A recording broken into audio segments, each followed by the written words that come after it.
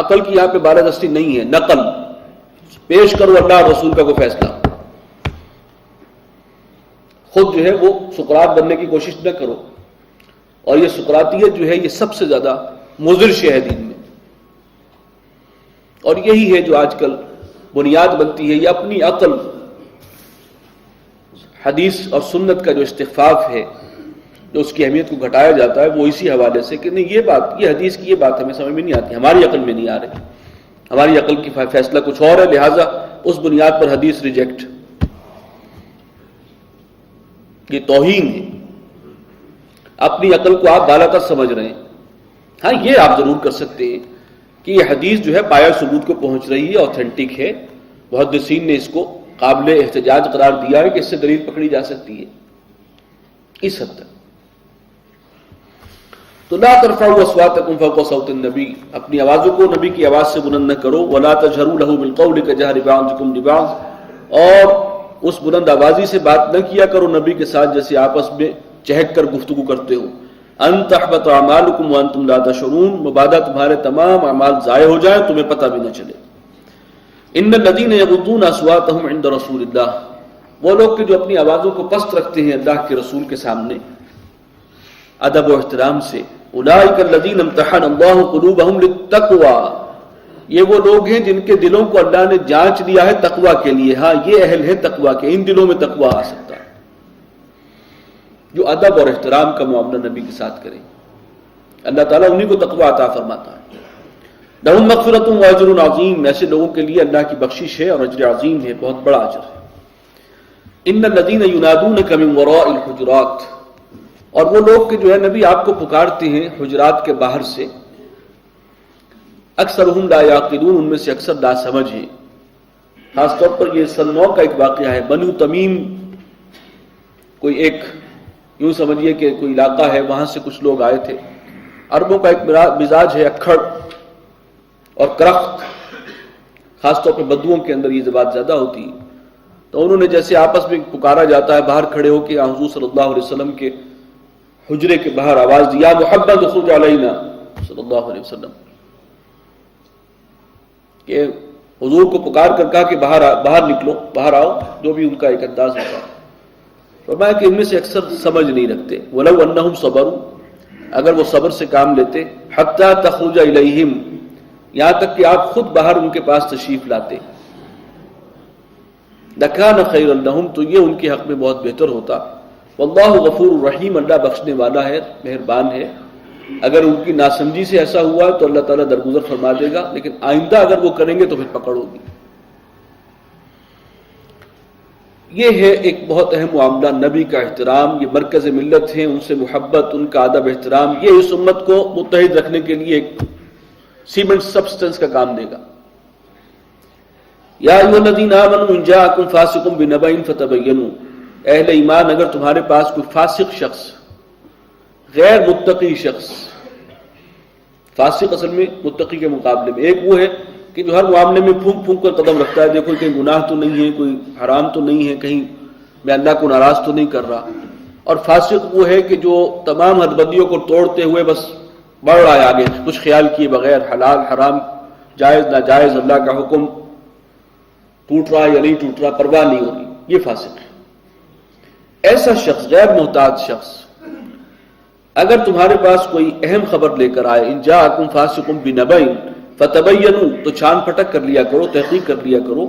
ان تصیبوا قوما بجہالۃ، ایسا نہ ہو کہ تم کسی قوم پر اقدام کر بیٹھو، جا پڑو ان پر نادانی میں، یعنی اس خبر پر اعتبار کرتے ہوئے اور تم کو اقدام کرو کسی قوم کے خلاف. فتصبحوا علی ما فعلتم نادمین، اور پھر تمہیں اپنے کیے پر پچھتانا پڑے، ندامت ہو، اس لیے کہ معلوم بات میں پتہ لگے کہ وہ خبر ہی غلط تھی، وہ ایک افواہ تھی. تو افواہوں کی روک تھام ایک اہم معاملہ ہے اسلامی ریاست میں، اور کسی خبر پر بھی، اڑتی ہوئی خبر پر کبھی کوئی ایکشن نہ لیا جائے جب تک کہ پوری تحقیق نہ کر لی جائے. وَاعْلَمُوا أَنَّ فِيكُمْ رَسُولَ اللَّهِ، اور جان لو تمہارے درمیان اللہ کے رسول موجود ہیں. لَوْ يُطِيعُكُمْ فِي كَثِيرٍ مِّنَ الْأَمْرِ، اگر وہ اکثر معاملات میں تمہاری بات ماننے لگے، لَعَنِتُّمْ، تو تم مشکل میں پڑ جاؤ گے. یعنی رسول صلی اللہ علیہ وسلم تم سے مشورہ بھی کرتے ہیں، انہوں نے ایک مشاورت کی فضا بنائی ہے، لیکن اگر تم اپنا مشورہ ان پر ٹھونسنا شروع کر دو کہ ہماری بات مانی جائے تو تم مشکل میں پڑ جاؤ گے۔ وَلَٰكِنَّ اللَّهَ حَبَّبَ إِلَيْكُمُ الْإِيمَانَ، اس آیت میں پھر صحابہ کرام کی بڑی مدح ہے، ستائش۔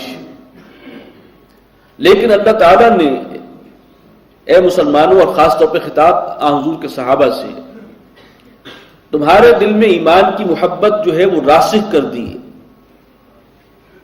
وَزَيَّنَهُ فِي قُلُوبِكُمْ، اور مزین کر دیا تمہارے دلوں میں، ایمان کی محبت تمہارے دلوں میں پیدا کر دی اور اسے مزین کر دیا، راسخ کر دیا تمہارے دلوں میں۔ وَكَرَّهَ إِلَيْكُمُ الْكُفْرَ وَالْفُسُوقَ وَالْعِصْيَانَ، اور اللہ نے تمہارے دلوں میں نفرت ڈال دی ہے کفر اور گناہ اور نافرمانی کی۔ یہ ہے مقام صحابہ۔ کفر،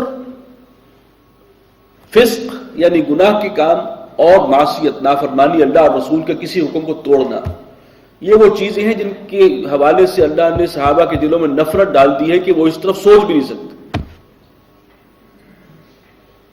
اسی لیے صحابہ کے بارے میں ہم یہ تو کہہ سکتے ہیں ان کے کسی رائے کے بارے میں کہ یہ رائے اجتہادی طور پر غلط تھی یا اتنی صحیح ثابت نہیں ہوئی۔ نیت پر حملہ نہیں کر سکتے،